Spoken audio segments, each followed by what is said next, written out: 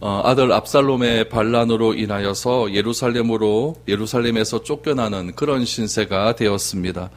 여러분, 우리가 살아가면서 여러 가지 어려움을 당하게 되지만 아들로부터 배신을 당했다. 요금은 그것보다 더 큰 어려움과 힘든 일이 어디에 있겠습니까? 그런데 참 희한한 것은 무엇이냐면은 본문의 말씀을 통해서 이 어려움을 통해서 다윗의 신앙이 지금 회복되고 있는 것을 우리는 보게 됩니다. 그렇다면 우리가 경험한 어려움도 마찬가지입니다. 어려움은 다 의미가 있는 것이죠. 왜 나에게 어려움을 찾아왔을까? 다윗의 삶 가운데 아들이 배반하는, 아들이 아버지를 죽이겠다고 하는 그런 상황 속에서 다윗의 신앙이 지금 회복되어지고 있다고 한다면 나에게 찾아온 어려움도 하나님께서 그런 이유로 주실 수 있다라는 것입니다. 그래서 나에게 어려움이 찾아왔을 때 나에게 왜 이렇게 상황이 어려워질까라고 그렇게 그 상황을 탓하는 것만이 아니라 나의 신앙을 한번 되돌아보고 나의 신앙 속에서 그 상황 속에서 나의 신앙이 다시 한번 회복되어져가는 그런 계기로 삼는다면 그것이야말로 하나님이 주시는 놀라운 은혜가 아닌가 오늘 본문을 통해서 알게 됩니다. 어려움 속에서 우리가 어떻게 회복될 수 있을까요? 다윗은 어떤 식의 회복이 이루어지고 있을까요? 오늘 본문을 통해서 한번 살펴보았으면 좋겠습니다. 지금 피난길에 올라간 다윗, 어떤 상황이 벌어졌을까요? 24절 이하를 보시죠.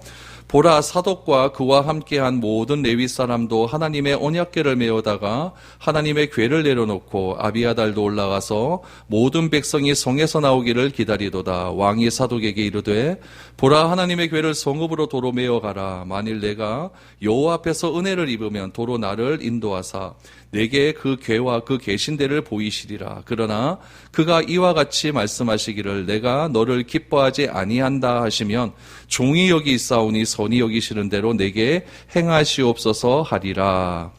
다윗이 피난을 갑니다. 여러분, 피난 가는 것은 어려운 일이지 않습니까? 그렇다면 내 편이 좀 많으면 더 힘이 되고 더 좋을 것 아니겠습니까? 내 편이 많은 것도 좋은데 더 좋은 건 뭐냐면 하나님이 내 편이 되신다. 이거 더 좋은 것 아니겠습니까? 다윗이 지금 피난 행렬에 지금 누가 찾아왔냐면 제사장 사독이 찾아옵니다. 또한 아비아달도 찾아오죠. 제사장 사독과 아비아달이 다윗의 피난 행렬에 동참하기 위해서 레위 사람이 어깨에 언약궤를 메고 그렇게 다윗을 찾아왔습니다. 그럼 여러분, 이 법궤 언약궤가 지금 다윗의 진중에 다윗의 피난길에 함께 있다라고 하는 것은 다윗에게 있어서 굉장히 위로가 되는 것일 겁니다. 하나님이 나와 함께 하시는구나라고 하는 위로가 되는 것이겠죠. 그런데 오늘 본문의 다윗은 무엇이라고 이야기하냐면은 사독과 아비아달에게 다시 예루살렘으로 돌아가라라고 말을 하고 있습니다. 여러분, 종교 지도자들이 지금 다윗 편에 섰다. 이것도 굉장히 큰 힘이 되는 것이고, 또 종교 지도자들이 메고 온 법궤가 내 안에 있다. 우리 진중에 있다. 이것도 너무나 큰 위로가 될 것인데, 여러분, 왜 다윗은 그것을 다시 예루살렘으로 돌려보내려고 할까요? 오늘 본문 말씀의 핵심은 바로 여기에 있습니다. 사람이 나에게 많이 모이면 좋을 것 같고, 더군다나 종교 지도자들이 나에게 와서 힘을 주면 더 좋을 것 같고, 여러분, 종교 지도자들이 왔다는 것은 하나님의 메시지를 직통으로 받을 수 있다고 하는 그런 아주 큰 장점도 있는 것 아니겠습니까? 거기다가 하나님의 임재의 상징인 법궤가 나와 함께 있다? 너무너무 좋을 것 같은데, 다윗은 법궤를 가지고 온 제사장 사독과 아비아달에게 피난 행렬에 동참하지 말고 예루살렘에 남아 있으라라고 그렇게 말을 합니다. 왜 다윗이 이런 말을 했을까요? 여기에는 아주 중요한 의미가 담겨져 있습니다. 다윗이 왕이 된 이후에 가장 먼저 한 일이 무엇이었냐면은 기럇 여아림에 있었던 법궤를 예루살렘으로 가지고 오는 일이었습니다. 이것은 어떤 의미가 있냐면 다윗이 얼마나 법궤를 중요하게 여기고 하나님 중심으로 정치를 하겠다라고 하는 그런 마음이 담겨 있는지를 보여주는 대목입니다. 그런데 다윗이 법궤를 가다 오다가 큰 일을 당하지 않습니까? 사람이 죽어가고 굉장히 어려운 일을 당하게 됩니다. 그때 다윗이 깨달은 것이 하나가 있는 것이죠. 법궤는 인간의 필요 때문에 움직이면 안 되는구나. 법궤는 하나님이 지정하신 방법대로 움직여야 되는구나 라는 것을 알게 됩니다. 또 하나 알게 된 사실은 무엇이냐면은 법궤가 수레에서 떨어지려고 하는 그런 일이 있지 않았습니까? 그때 웃사가 법궤를 딱 받치려고 하다가 그만 그 자리에서 죽게 되는 그런 일이 있게 되었어요. 그때 다윗이 알게 된 것은 무엇이냐면은 하나님은 인간의 도움으로 지켜지는 분은 아니구나라는 것을 알게 됩니다. 이런 법궤가 떨어질 때 인간이 딱 그걸 바친다고 해서 하나님께서 뭐 안전해주고 안 바치면 불안전해주고 그렇지는 않은 것 아니겠습니까? 그래서 다윗은 이 법궤를 예루살렘으로 옮겨지는 그 과정 가운데 두 가지를 깨달은 거죠. 첫째, 하나님은 인간의 필요에 의해서 왔다 갔다 해서는 안 된다. 둘째, 하나님은 반드시 자기 스스로 하나님을 지킬 수 있는 분이지 인간이 무엇을 한다고 해서 하나님께서 지켜지고 영광을 받는 그런 분은 아니구나라는 것을 깨닫게 되는 것이죠. 이 두 가지 사실을 깨달은 것이 법궤를 옮기면서 깨닫게 되었는데 이것이 다윗의 신앙의 큰 분기점이 됩니다. 여러분, 우리는 이렇게 생각을 하죠. 나의 행동, 나의 종교적인 행위들, 내가 교회에서 봉사하는 다양한 일들, 이런 것들, 나 자신의 노력을 통해서 하나님께서 더 드러날 수가 있고 하나님이 중요해지고 하나님 되심을 나타낼 수 있다, 드러낼 수 있다, 이렇게 생각할 수가 있습니다. 그러나 여러분, 우리가 여기서 알아야 될 것은 무엇이냐면은 하나님은 내가 무엇을 어떻게 한다고 해서 영광을 받으시는 분이 아닙니다. 왜냐하면 하나님 자체가 영광이기 때문에 그렇습니다.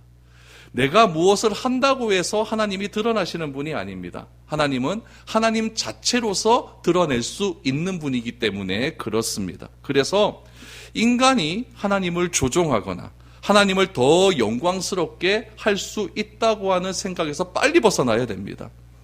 하나님은 인간에 의해서 조종되거나 인간 때문에 영광받는 분이 아닙니다. 하나님은 하나님 자체로 완전한 영광에 있는 분이십니다. 여러분, 우리가 예배를 드립니다. 예배를 드릴 때, 기도할 때 하나님, 우리 예배를 통해서 하나님 영광 받아 주시옵소서, 이런 기도 많이 하지 않습니까? 그럼 우리가 하나님께 간절한 예배를 드렸다고 할지라도 하나님께서 그러면 그 예배를 통해서 더 영광이 될까요? 아닙니다. 하나님이 뭔가 부족한 부분이 있어야만 우리의 예배가 거기에 포함이 돼서 더 영광스러워지는 것 아니겠습니까? 그러나 하나님은 영광 그 자체이십니다. 영광 그 자체이기 때문에 인간의 노력이나 인간의 행위가 조금 더 보태진다고 해서 하나님이 더 높아지는 그런 분이 아니라는 거예요. 하나님은 그냥 최상급입니다. 최상급. 그런 분이기 때문에 내가 무엇을 한다고 해서 하나님께서 어떻게 되는 그런 분은 아니라는 사실을 꼭 기억해야 됩니다. 예루살렘으로 법궤를 옮겨오는 과정 속에서 신앙의 분기점과 같은 이런 하나님의 어떤 하나님이 어떤 분이신가에 대해서 다윗은 너무나 확실하게 느낄 수 있었다라는 것이죠. 그러므로 하나님은 어떤 분이냐면은 인간의 필요 때문에 반응하는 분이 아닙니다. 내가 하나님 돈이 필요해요. 그렇다고 해서 하나님께서 반응하시는 분이 아니라는 거예요. 하나님, 내 마음이 허해요. 내 마음이 공허해요. 그래서 하나님께서 반응하시는 분이 아니라는 이야기예요.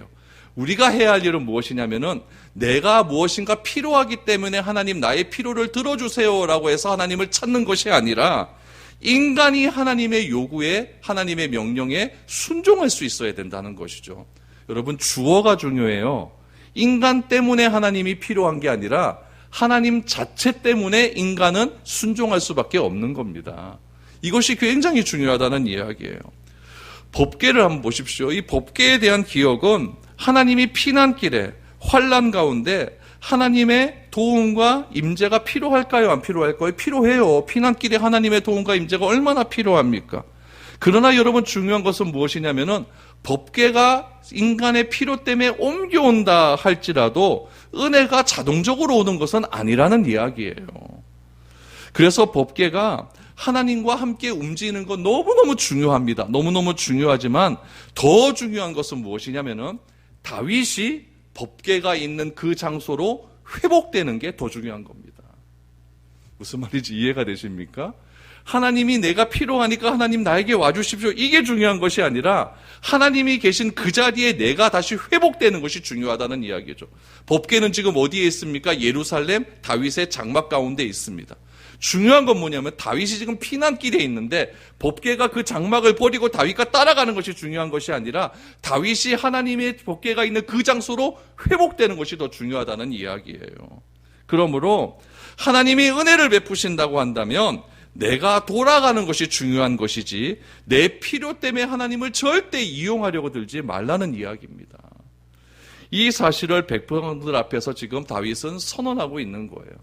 지금 제사장이 레위 사람의 등에 법궤를 메고 왔다는 이야기죠. 왔으면 다윗에겐 힘이 될 겁니다. 그러나 다윗의 얘기는 무엇이냐? 다시 돌아가라. 이건 무엇이냐? 다윗이 반드시 예루살렘으로 회복될 것이다. 이것을 백성들 앞에 선언하는 행위라는 이야기죠. 여러분, 왕이 자기 도시를 버리고 수도를 버리고 도망갈 때 백성들의 오는 상실감은 굉장히 큰 겁니다. 왕이 어떻게 우리 백성을 버리고 도망갈 수 있는 이런 생각 안 갖겠습니까?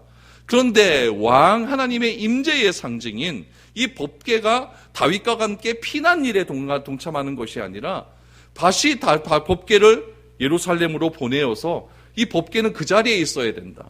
다윗은 기도합니다. 하나님, 내가 그 자리로 다시 돌아가겠습니다. 이것을 백성들 앞에서 선언했다라는 이야기죠. 여러분, 이것이 하나님을 대하는 우리의 바른 태도입니다. 다윗이 그렇게 태도를 지어서 하나님을 대한 태도를 지어서 바른 신앙의 길로 회복이 되어진다고 한다면 여러분, 다윗의 깨달음은 우리도 동일하게 깨달아야 된다라는 이야기죠. 여러분, 내가 가위에 눌려요. 자다가 막 가위에 눌리죠. 가위에 눌리고 악몽에 시달릴 때 성경책 빼고 자면 여러분 그것이 해결될까요? 어떤 분들은 차에 이렇게 룸밀러에 십자가 딱 달아놓잖아요. 그렇죠? 십자가 달아놓으면 여러분 그 차는 절대 교통사고 안 납니까? 그거 아니잖아요. 목에 십자가 걸고 다니면 여러분 악한 기운이 나에게서 떠나갑니까? 그거 아니잖아요. 여러분, 이런 것들은 무엇이냐면 과거에 여러분 무당이 적어주는 부적을 집에 갖다 붙여놓고 어떤 분들은 베개 밑에 갖다 놓고 어떤 분들은 속옷에다가 놔두는 사람들이 있었어요. 이런 것들이 있으면 악한 기운에서 해방될 수 있다라고 하는 아주 이상한 무속신앙이었다는 이야기죠. 우리가 우상에 빠지는 이유는 무엇이냐면은 내가 경험하는 고난과 고통을 면제받으려고 하는 생각이 많기 때문에 우상에 빠지는 거예요. 왜 비계 밑에 놓습니까? 비계 밑에 놓으면은 내가 꿈자리가 잘 된다라고 하는 그런 생각에서 비계 밑에 놓는 것 아니겠습니까?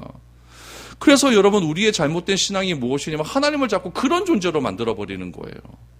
주의 몸된 교회도 자꾸 그렇게 만들어가고 있다는 이야기죠. 잘못된 신앙으로 빠지게 되면은 교회 건물이 우상이 됩니다. 잘못된 신앙으로 빠지게 되면 교회 자체가 우상이 되어버리는 거예요. 그러나 하나님은 무엇이라고 이야기하냐면 교회는 건물이 아니라 주는 그리스도시고 살아계신 하나님의 아들이라고 하는 그 믿음의 고백 위에 교회를 세우신다고 말씀하지 않습니까? 여러분 모두 다 예수를 그리스도로 믿고 있잖아요. 그럼 내가 교회가 되는 것이지 건물이 교회가 아니라는 이야기예요. 그런데 요즘 우리 한국 교회는요, 건물 크게 지어놓고 이것이 우리 교회다, 이것이 우리의 능력이다라고 하면서 교회 건물 자체가 우상이 되어버리는 경우가 얼마나 많은지 모릅니다. 여러분, 하나님을 절대 내 편으로 자꾸 끌어들이려고 하지 마십시오.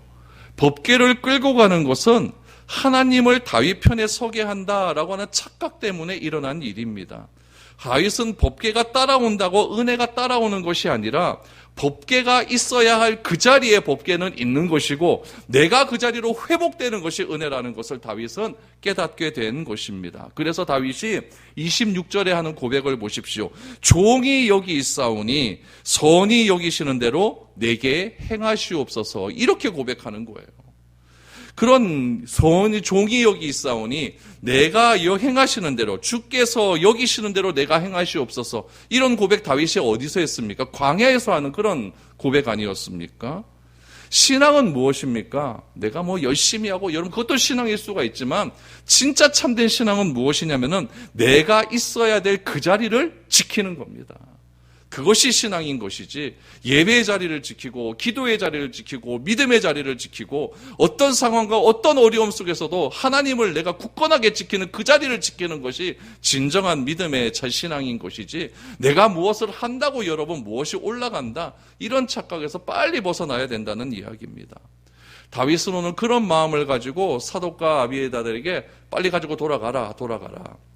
하나님께서 나에게 은혜를 베푸신다면은 내가 그 자리로 돌아갈 것이다 라고 그들에게 선언을 하게 되는 것이죠. 정말 놀라운 선언 아닙니까? 진짜 놀라운 선언입니다. 우리 마음 가운데도 행여나 여러분들이 갈등이 있고 어려움이 있다면 하나님께 기도하십시오. 하나님 내 이런 갈등과 어려움들 이런 거 해결해 주지 않아도 됩니다. 중요한 것은 내가 이 어려움과 힘든 상황 속에서도 내가 믿음의 자리를, 기도의 자리를 떠나지 않는 겁니다. 기도의 자리를 회복시켜 주시옵소서. 예배의 자리를 회복시켜 주시옵소서. 나는 그 자리를 절대 이 상황 때문에 떠나지 않겠습니다. 이런 믿음이야말로 진정한 믿음이라는 것을 오늘 본문을 통해서 다윗의 삶을, 다윗의 고백을 통해서 우리는 알 수 있게 되는 것입니다. 그래서 다윗이 돌아가라라고 말을 하면서 이 사독에게 이렇게 이야기를 합니다. 27절을 보시죠. 왕이 또 제사장 사독에게 이르되 내가 선견자가 아니냐? 너는 너희의 두 아들 곧 내 아들 아히마아스와 아비아달의 아들 요나단을 데리고 평안히 성읍으로 돌아가리라. 너희에게서 내게 알리는 소식이 올 때까지 내가 광야 나루터에서 기다리리라 하니라. 사독과 아비아달이 하나님의 궤를 예루살렘으로 도로 메어다 놓고 거기 머물러 있으니라 라고 말합니다. 여러분 다윗이 사독을 가리켜서 뭐라고 이야기하냐면은 너는 선견자가 아니냐라고 이야기해요. 이 선견자라고 하는 말이 어디서 나왔냐면은 사무엘상 9장 9절에 보면 선견자라고 하는 말이 사무엘서에 처음 나옵니다. 우리 사무엘상 9장 9절을 보시죠. 옛적 이스라엘의 사람이 하나님께 가서 물으려 하면 말하기를 선견자에게로 가자 하였으니 지금 선지자라 하는 자를 옛적에는 선견자라 일컬었더라 라고 말을 합니다. 그러니까 선견자라고 하는 말은 누굽니까? 선지자라는 뜻이에요. 선지자는 하나님의 말씀을 전하는 사람 아닙니까? 앞을 내다보는 사람, 하나님의 경고를 하는 사람입니다. 그래서 나단과 같은 선지자는 다윗이 범죄했을 때 하나님의 메시지를 받아서 왕께 담대하게 선언하지 않습니까? 그 다윗 가문에 있어야 될 일들을 예언하지 않습니까? 그러니까 사독과 아비아달은 제사장이면서도 무엇을 했다? 선지자의 역할도 감당하는 그런 사람이었다라는 이야기죠. 그런데 다윗은 이 두 제사장을 예루살렘에 남는 것이 중요하다라고 말을 하죠. 이 다윗은 이 두 사람이 다윗에게 충성을 보인다고 한다면 예루살렘에 남아서 압살롬의 동정을 잘 살펴서 그 동정을 나에게 말해달라라고 이야기를 합니다. 그런데 사독과 아비아달이 막 다윗에게 동정을 이야기할 때 그 당시에 뭐 핸드폰이 있습니까? 뭐가 있습니까? 사람이 왔다 갔다 해서 전달해야 되니까 너희는 나이가 많으니까 빨리빨리 못하니까 누구에게 시키는 거예요? 두 아들에게 시키는 거예요. 아들에게. 아히마아스라고 하는 아들이 있죠. 아들이 있고 또한 누굽니까? 요나단이라고 하는 아들, 이 두 아들에게 이야기해서 이 압살롬이 어떤 일을 하는지, 예루살렘에서 어떤 일을 하는지 그 정보를 나에게 알려달라라고 그렇게 이야기를 합니다. 그 정보가 올 때까지 나는 어디서 기다리겠다? 광야 나루터에서 기다리겠다라고 말을 하고 있는 것이죠. 여러분 보세요. 다윗은 하나님을 의지합니다. 하나님을 의지해서 하나님께 간절히 기도의 사람으로 지금 변화되어 가고 있는 것이죠. 이와 더불어서 다윗이 기도만 하고 있는 것이 아니라 무엇도 하느냐? 내가 해야 할 일을 분명하게 하고 있다는 이야기예요. 여러분 우리가 어떤 일이 있고 힘들고 어려운 일이 있을 때 기도의 자리에 들어가서 골방에 가서 간절히 기도하는 건 너무너무 귀한 일입니다. 그러나 여러분 또한 중요한 것은 무엇이냐면은 기도하는 모세가 있다면 전쟁터에서 싸우는 누구도 있어야 됩니까? 여호수아도 있어야 되는 거예요. 기도만 한다고 모든 것이 해결되는 것이 아니에요. 여러분 공부도 해야 되죠. 기도하기 전에 시험 볼 때 공부 열심히 해야 되죠. 그러다 기도만 한다고 여러분 시험지에 답이 내 눈에 탁탁 튀어옵니까? 하나님 내가 문제를 풀 때마다 답을 하나님 튀어나오게 해주십시오. 이러면 하나님께서 그거 진짜 튀어나오게 해주십니까? 아니죠. 기도한 만큼 내가 해야 할 일도 열심히 해야 된다는 이야기예요. 다윗은 기도의 사람으로 변해갑니다. 하나님 그 자리에 계십시오. 하나님께서 은혜를 베푸신다면 내가 그 자리로 다시 회복할 수 있겠습니다. 이것으로만 끝나는 것이 아니라 내가 이 피난길에 다시 회복하기 위해서 무엇을 해야 되느냐? 사독과 아비아달 너는 들어가서 나에게 정보를 알려달라. 자기가 해야 할 일에 최선을 다하고 있는 그런 모습을 보여주고 있는 것이죠. 그래서 법궤를 예루살렘으로 보내고 압살롬이 이제 쳐들어와서 예루살렘 성에 들어올 건데 그때 압살롬의 병력은 어느 정도 되는지, 압살롬의 계략은 무엇인지, 압살롬이 어떤 계획을 가지고 이 다윗을 쫓을 것인지 그런 정보를 빨리 나에게 보내달라라고 이렇게 이야기를 하고 있는 것이죠. 그러면 여러분, 교회 안에서 우리의 삶 속에서 기도하는 것도 중요하고 또 그 현장 속에서 열심히 계획을 가지고 행동하는 신앙도 중요하다라는 것을 오늘 다윗의 모습을 통해서 알게 되고 있는 것입니다. 30절 보십시오. 다윗이 이제 피난 행렬이 시작이 됩니다. 다윗이 감람산 길로 올라갈 때에 그의 머리를 그가 가리고 맨발로 울며 가고 그와 함께 가는 모든 백성들도 각각 자기의 머리를 가리고 울며 올라가니라.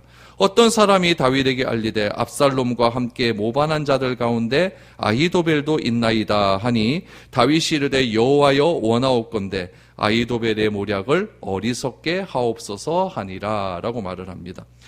다윗이 지금 감람산으로 올라간다라고 하는 이야기는 예루살렘을 벗어난다라는 이야기예요. 예루살렘의 지형을 좀 알 필요가 있습니다. 예루살렘이 이렇게 있어요. 해발 798m. 그 예루살렘 또 맞은편에 또 감람산이 있습니다. 814m. 예루살렘 산과 감람산 산 그 사이에 있는 것이 기드론 골짜기입니다. 이것만 딱 이해하시면 된다는 이야기죠. 그러니까 여러분, 예루살렘이 있고 동쪽으로 가면은 기드론 골짜기가 있고 기드론 골짜기를 또 이렇게 올라가면 무슨 산이 있어요? 감람산이 있는 거죠.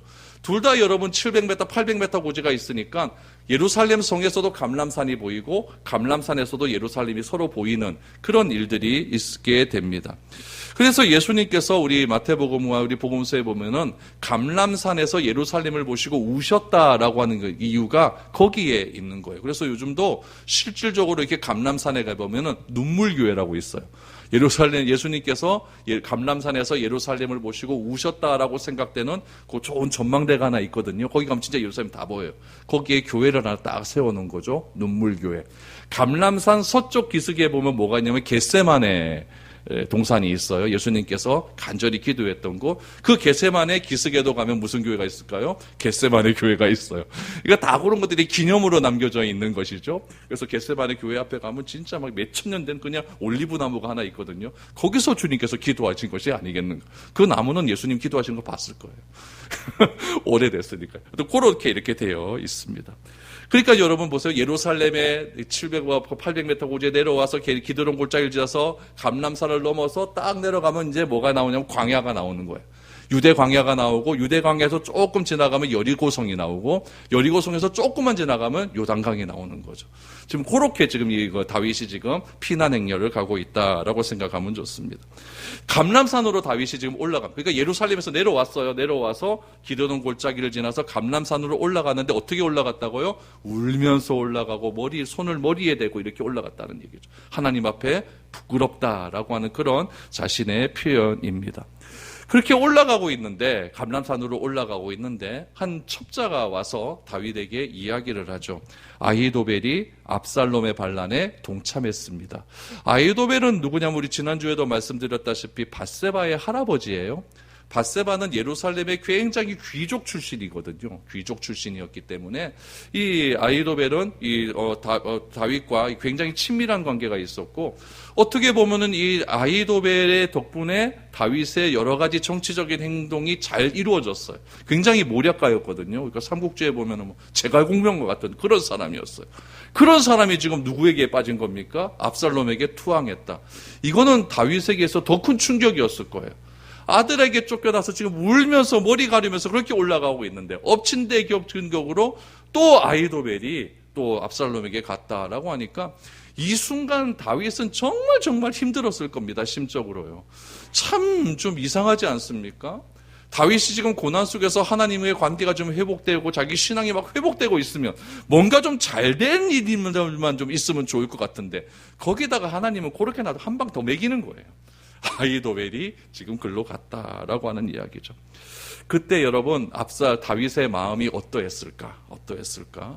다윗은 그때 하나님께 기도해줘. 하나님 아히도벨의 모략이 어리석게 만들어 주십시오 라고 이렇게 기도하지 않습니까? 그런 기도의 제목이 좀 구체적으로 나온 것이 시편 55편입니다. 시편 55편은 무엇이냐면은 아히도벨이 이 압살롬 편으로 들어갔다라고 하는 소식을 듣고 다윗이 기도한 내용들이 담겨져 있습니다. 다 읽으면 좋겠지만 그 중에 한 부분을 한번 읽어봤으면 좋겠습니다. 시편 55편 20절 23절입니다. 그는 손을 들어 자기와 화목한 자를 치고 그의 언약을 배반하였도다. 그의 입은 우유기름보다 미끄러우나 그의 마음은 전쟁이요 그의 말은 기름보다 유하나 실상은 뽑힌 칼이로다. 내 짐을 여호와께 맡기라. 그가 너를 붙드시고 의인의 요동함을 영원히 허락하지 아니하시리로다. 하나님이여 주께서 그들로 파멸의 웅덩이를 빠지게 하시리이다. 피를 흘리게 하며 속이는 자들은 그의 날에 반도 살지 못할 것이나 나는 주를 의지하리이다. 저는 이 시편을 다 읽으면서 나는 주를 의지하리이다.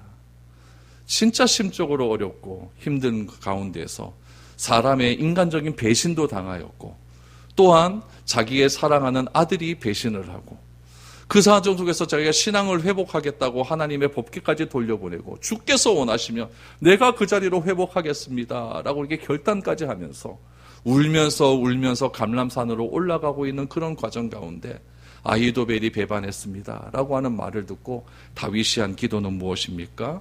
나는 주를 의지하리이다. 참 다윗이 절망적인 상황에서 다윗이 회복할 수 있었던 건 무엇이었느냐? 바로 기도의 자리를 지킬 수 있었다라는 이야기죠. 여러분, 기도의 내용보다 더 중요한 것은 기도의 자리입니다. 힘들면 제가 종종 말을 하지만 기도가 안 나온다고 하지 않습니까? 그러나 그 침묵 속에서 내가 눈물로써 아버지 하는 그런 탄식의 기도를 하나님은 다 듣고 계신 줄 저는 믿고 있습니다. 그러니까 힘들 때 여러분 내가 하나님께 무엇을 기도해야 될까 그렇게 염려하지 마시고 그냥 아버지 이렇게 하시면 됩니다. 여러분 자식들도 여러분 어려울 때 아빠 이러면 다 되잖아요. 그렇죠? 얘가 뭘 원하는지 다 알지 않습니까? 하물며 하나님께서 우리가 원하시는 건 모르겠습니까? 다윗은 그렇게 기도의 자리를 지켰습니다. 여러분 다윗이 광야의 삶 속에서 쓴 이 시편들을 보면 진짜 기도의 사람 아니었습니까? 그랬던 다윗이 권력이 자기 손에 들어오자 기도의 사람이 어떻게 바뀌느냐? 권력이 들어오면 여러분 사람이 자꾸 비인간화가 돼요. 권력이 모든 걸 다 해결해 줄 수 있다라고 하는 것들이 자기에게 오게 되니까 인간의 성을 자꾸 상실하게 되었다는 이야기죠. 권력은 여러분 비인간화로 만들어버립니다. 그래서 예수님은 어떻게 하셨느냐? 권력의 길을 포기하지 않습니까? 예수님이 권력이 없습니까? 그러나 하나님과 동등됨을 여기지 않고 오히려 인간되어 오셔서 자기의 모든 것을 비우시고 오히려 자기가 죽기까지 하나님께 복종하셨다라고 말을 하고 있습니다.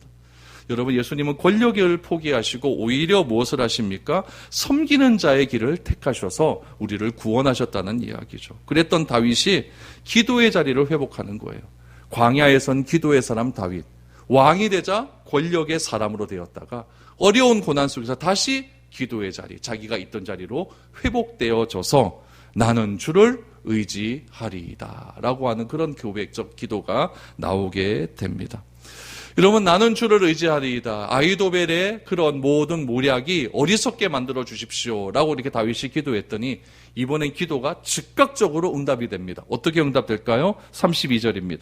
다윗이 하나님을 경배하는 마루턱에 이를 때에 아렉 사람 후세가 옷을 찢고 흙을 머리에 덮어쓰고 다윗을 맞으러 온지라.